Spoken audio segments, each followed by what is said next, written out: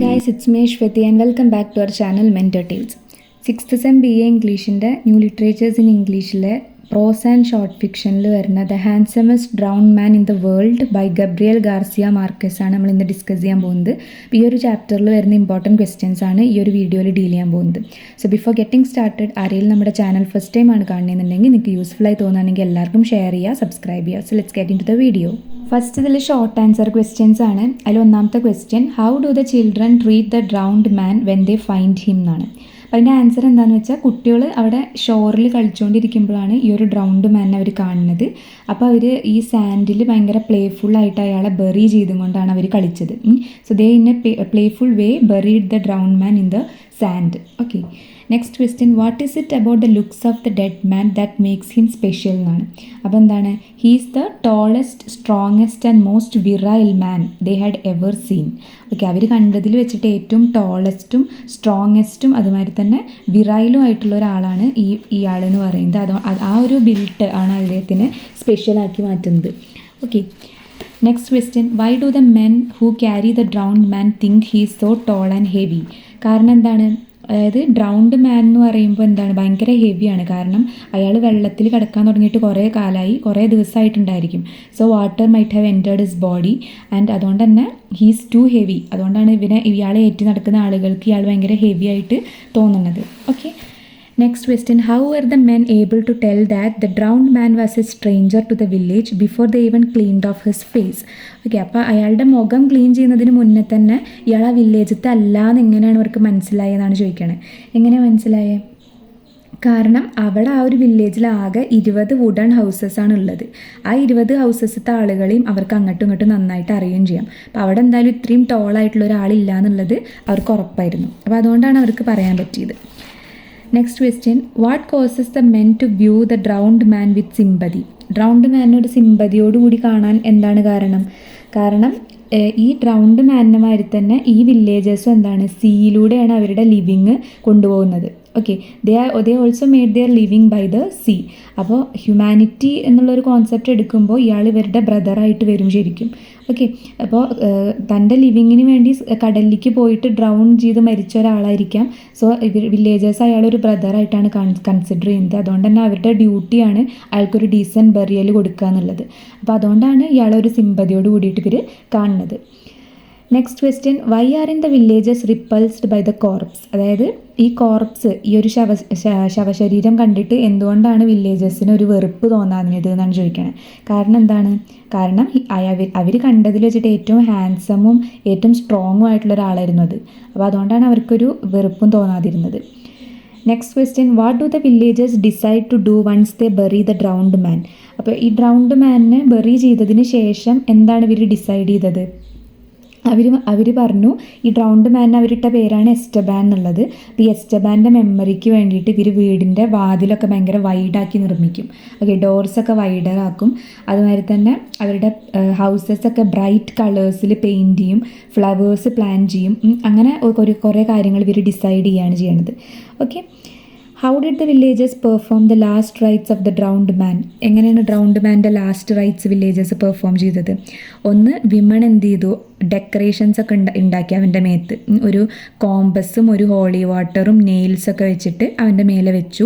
പിന്നെ ഒരു ഓർഫണായിട്ട് അവനെ ബറി ചെയ്യണ്ടെന്ന് കരുതിയിട്ട് ആ വില്ലേജസിൽ നിന്ന് തന്നെ ഒരു അച്ഛനെയും അമ്മേനെയും ചൂസ് ചെയ്തു.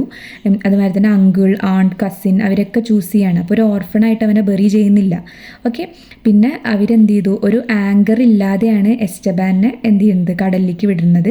കാരണം ഒരു ദിവസം അയാൾ തിരിച്ചു വരണം എന്നുള്ള ആഗ്രഹത്തിലാണ് ആങ്കർ ഇല്ലാതെ, ഒരു നങ്കൂരല്ലാതെ അയാളെ കടലിലേക്ക് എറിയണത്. ഓക്കെ, അപ്പോൾ അങ്ങനെയാണ് ഇയാൾ ഈ ഒരു ബറിയൽ നടത്തിയിട്ടുള്ളത്. Next question, why did the villagers decide to have wider doors, higher ceilings and stronger floors for their houses. Okay, അപ്പോൾ അവരുടെ വീടുകൾക്ക് വൈഡർ ഡോർസും ഹയർ സീലിങ്സും സ്ട്രോങ്ങർ ഫ്ലോർസും വേണമെന്ന് ഇത് എന്തുകൊണ്ടാണ് വില്ലേജേഴ്സ് ഡിസൈഡ് ചെയ്തതെന്നാണ്. എന്തുകൊണ്ടാണ്? കാരണം എസ്റ്റബാൻ എന്ന് പറഞ്ഞാൽ അവർ കണ്ടതിൽ വെച്ചിട്ട് ഏറ്റവും tallest and heaviest മാനാണ്.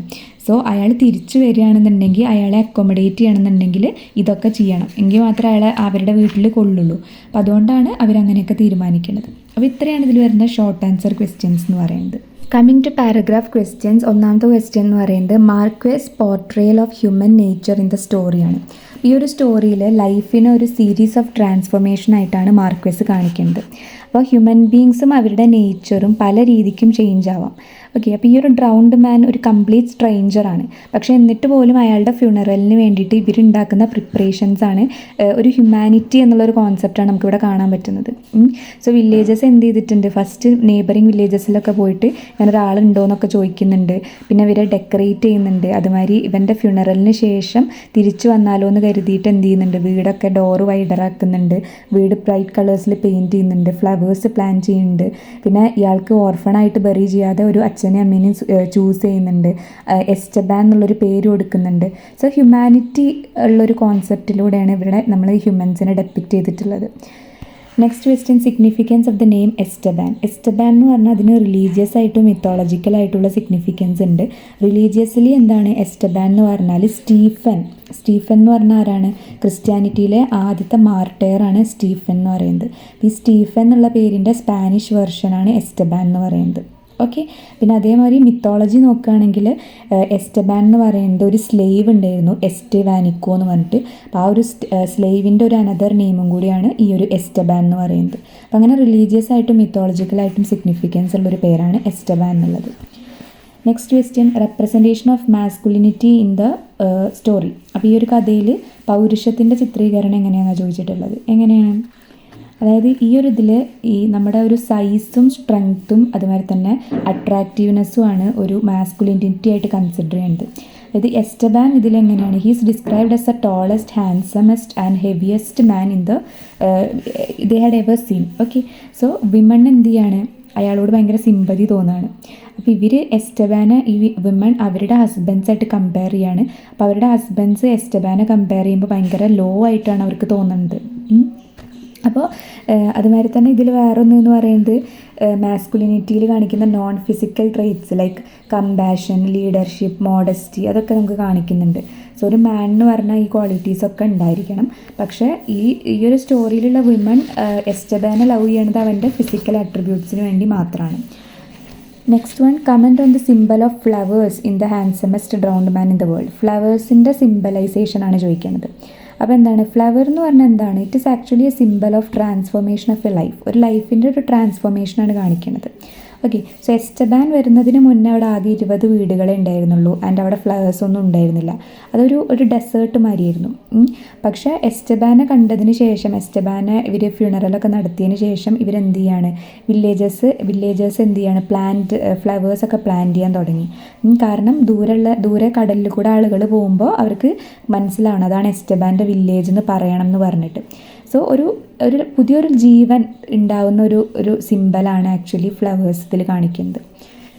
Next question, treatment of death in Marquez handsomest drowned man in the world. മരണത്തിന് എങ്ങനെയാണ് ചിത്രീകരിച്ചിട്ടുള്ളത്, ഒരു ഏജൻറ്റ് ഓഫ് ചേഞ്ച് ആയിട്ടാണ് ചിത്രീകരിച്ചിട്ടുള്ളത്. ഓക്കെ, സോ ആദ്യം എന്താണ്, ഈ കുട്ടികളാണ് ഇയാളെ കാണുന്നത്, ഈ ഡ്രൗണ്ട് മാനെ കാണുന്നത്. പിന്നെ അവിടുത്തെ മെന്ന് കാണുന്നു, അവരെ വില്ലേജിലേക്ക് എടുത്തു കൊണ്ടുപോകുന്നു. വിമൺ ഇവനെ കണ്ടിട്ട് ഇവനെ അഡ്മയർ ചെയ്യുന്നു. ഓക്കെ, പിന്നെ ഇവൻ്റെ ഫ്യൂണറലിന് ശേഷം എന്ത് ചെയ്യാണ്, ഭയങ്കര വൈഡസ്റ്റ് ഡോറും അങ്ങനെയൊക്കെ വെക്കുകയാണ്. അപ്പോൾ എസ്റ്റബാൻ എന്ന് പറഞ്ഞാൽ ഇവരെല്ലാവരും ഭയങ്കരമായിട്ട് സ്നേഹിക്കുകയും അഡ്മയർ ചെയ്യുകയും ചെയ്യുന്ന ഒരാളായിട്ട് മാറുകയാണ്.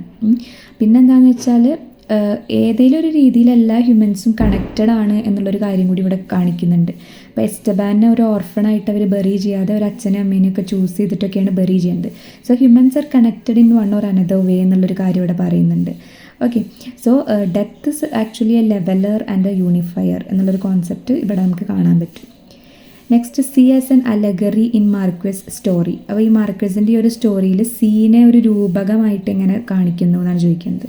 സോ അലഗറി എന്ന് പറഞ്ഞാൽ എന്താണ്, it's actually a story, a poem or a picture that can be interpreted to reveal a hidden meaning. ഒരു ഹിഡൻ മീനിങ് റിവീൽ ചെയ്യുന്ന ടൈപ്പ് ഓഫ് ഒരു കാര്യമാണ്. ഇവിടെ സീ എന്ന് പറഞ്ഞാൽ എന്താ, it's actually an allegory of the underworld. Okay, so ആദ്യം ഈ കുട്ടികൾ ഈ ഡെഡ് ബോഡി കാണുമ്പോൾ അവർ വിചാരിക്കേണ്ടത് അതൊരു വെയിലാണെന്നാണ്. പിന്നെ അതൊരു ഷിപ്പാണെന്ന് ഇവർ കരുതുന്നുണ്ട്. എന്നിട്ട് അവർ പ്ലേഫുള്ളി അയാളെ ബറി ചെയ്തിട്ട് കളിക്കുന്നൊക്കെ ഉണ്ട്. ഓക്കെ, പിന്നെ വില്ലേജത്തെ ആണുങ്ങൾ വന്നിട്ടാണ് ഇവനെ ഇവിടെ നിന്ന് എടുത്ത് വില്ലേജിലേക്ക് കൊണ്ടുപോവുകയൊക്കെ ചെയ്യുന്നത്. സോ സീ ഈസ് ആക്ച്വലി ഈ വില്ലേജേഴ്സിൻ്റെ ലൈഫിലൊരു മിസ്റ്റീരിയസ് പാർട്ടാണ് സീ എന്ന് പറയുന്നത്. കാരണം അവർ ഫിഷിങ്ങിന് പോകുന്നു, ചിലപ്പോൾ തിരിച്ചു വരും, ചിലപ്പോൾ തിരിച്ചു വരില്ല. ഓക്കെ, അപ്പോൾ ഒരു മിസ്റ്ററിയാണ് ആക്ച്വലി സീ എന്ന് പറഞ്ഞാൽ. അപ്പോൾ അതേമാതിരി തന്നെ എസ്റ്റബാനും സീയിൽ പോയിട്ടൊരു ലിവിങ്ങിന് വേണ്ടി പോയതായിരിക്കാം, അങ്ങനെ മരിച്ചു പോയതായിരിക്കാം.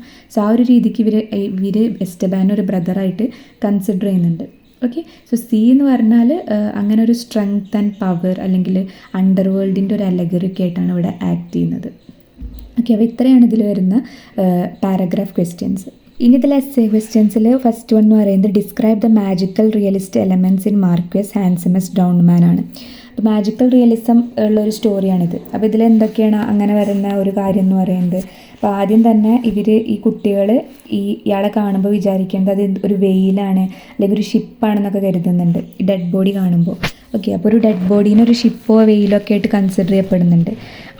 പിന്നെ എന്താണെന്ന് വെച്ചാൽ ഈ എസ്റ്റബാൻ്റെ ഡെഡ് ബോഡി കണ്ടിട്ട് തന്നെ വിമൺ ഭയങ്കര ഹാപ്പി ആവുന്നുണ്ട്. അപ്പോൾ ഒരു ഡെഡ് ബോഡിയിൽ തന്നെ അവർ ഭയങ്കര ഹാപ്പിനെസ് കണ്ടുപിടിക്കുകയാണ്. ആ ബോഡി ഇനി അവരുടെയാണെന്നൊക്കെ കരുതി അവർ ഭയങ്കരമായിട്ട് സന്തോഷിക്കുന്നുണ്ട്. ഓക്കെ, അപ്പോൾ ആ ഒരു ഫെയ്ത്ത് ഇവർക്ക് ഇയാളോടുള്ള അഡ്മിറേഷനും ഒരു മാജിക്കൽ റിയലിസ്റ്റിക് എലമെൻ്റായിട്ട് നമുക്ക് പറയാൻ പറ്റും. ഓക്കെ, സോ ഈ എസ്റ്റബാൻ എന്ന് പറയുന്നത് ഒരു ഡെഡ് കോർപ്സ് മാത്രമാണ്. പക്ഷേ എന്നിട്ട് കൂടി അയാളെ ഭയങ്കര ഒരു ഹൈ എസ്റ്റീം, ഭയങ്കര റെസ്പെക്റ്റോട് കൂടിയിട്ടാണ് ഇവർ കാണുന്നത്. ഭയങ്കര മാഗ്നിഫിസൻ്റ് ആയിട്ടുള്ളൊരു ഫ്യൂണറലൊക്കെ കൊടുക്കുന്നുണ്ട്. അയാൾ തിരിച്ചു വരികയാണെന്നുണ്ടെങ്കിലോ എന്ന് കരുതിയിട്ട് ഡോർസൊക്കെ വൈഡറാക്കുന്നു, അതുമാതിരി ബ്രൈറ്റ് കളേഴ്സിൽ പെയിൻറ്റ് ചെയ്യുന്നുണ്ട്, ഫ്ലവേഴ്സ് പ്ലാന്റ് ചെയ്യുകയൊക്കെ ചെയ്യുന്നുണ്ട്. അപ്പോൾ അതൊക്കെ ഒരു മാജിക്കൽ റിയലിസ്റ്റിക് എലമെൻറ്റ്സ് ആയിട്ട് നമുക്ക് പറയാൻ പറ്റും. പിന്നെ explain how Marquez states about the power of mythification ആണ് ചോദിക്കുന്നത്. സോ മിത്ത് എന്ന് പറഞ്ഞാൽ ഫോക്ക് ലോറിൻ്റെ ഒരു പാർട്ടാണ്. അപ്പോൾ ഇവിടെ ഈ പേര് തന്നെ, ഈ എസ്റ്റബാൻ എന്നുള്ള പേര് തന്നെ ഒരു മിത്ത് ആയിട്ട് നമുക്ക് പറയാൻ പറ്റും.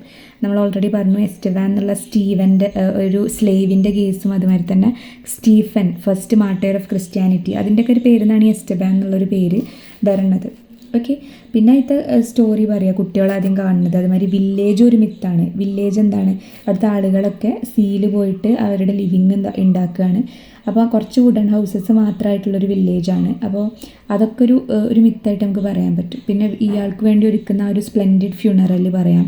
ഓക്കെ, എസ്റ്റബാൻ്റെ വില്ലേജ് ആണെന്ന് അറിയപ്പെടാൻ വേണ്ടിയിട്ട് അവർ ഒക്കെ ബ്രൈറ്റ് കളേഴ്സിൽ പെയിൻറ്റ് ചെയ്യേണ്ടതും ഫ്ലവേഴ്സ് പ്ലാന്റ് ചെയ്യേണ്ടതൊക്കെ നമുക്ക് പറയാൻ പറ്റും. അപ്പോൾ ഇതൊക്കെ ഒരു മിത്തിഫിക്കേഷനാണ് ഈ ഒരു സ്റ്റോറിയിൽ വരുന്നത്.